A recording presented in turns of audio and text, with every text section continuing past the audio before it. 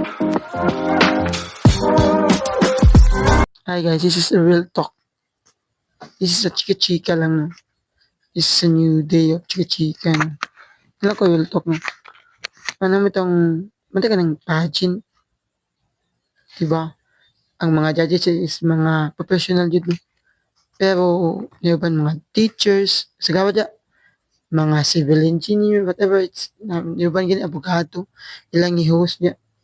By the way, I have one question. Dili man sila ang naibutang for host or for judging, no?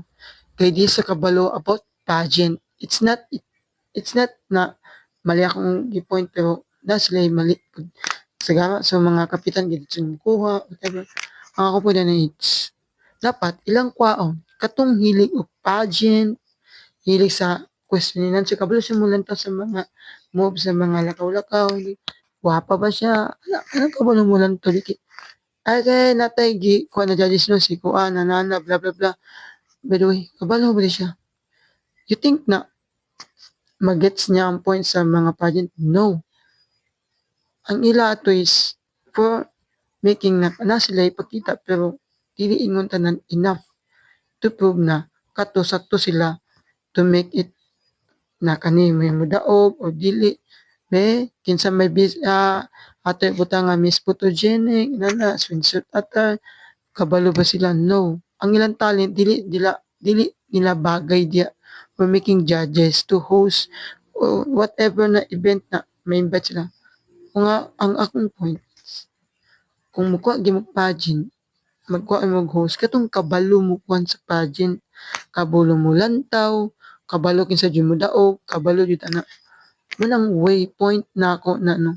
So wala tayo nga uy gibash ta mo, no. Payabalo na ako na no. I'm not bashing for all people. No. Akong terms na masabtan ninyo. Dili kayo na uy gibash kaniya. No. It's all a lot real talk lang.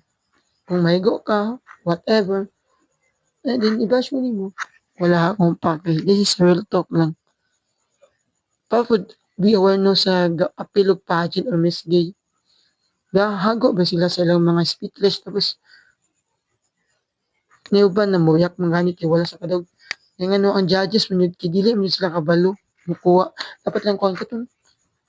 Na-experience with pageant. Kabalo mo lang ay sa census ata pa lang, kabalo na ase patsada. Sa mga sinutan pa lang, kabalo na kinsay. Ang nilang, ano, no? It's just the simple way lang. Kabalo sila kinsay di mo daog. Dili pa ng mga panguha nila sa unsa. Nadili mo di kabalo.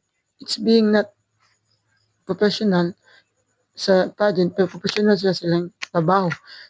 Di ba? Nasa trabaho na professional, pero pag sa pageant, di sa kabalo. Pero ilalang push na mao yun ni. No? So, it's not all about nagigo na mo. It's the point na ang tao, kabalupod mo, sabot. Di tayo na giigo na mo. No? It's the real talk lang. And that's all. Thank you.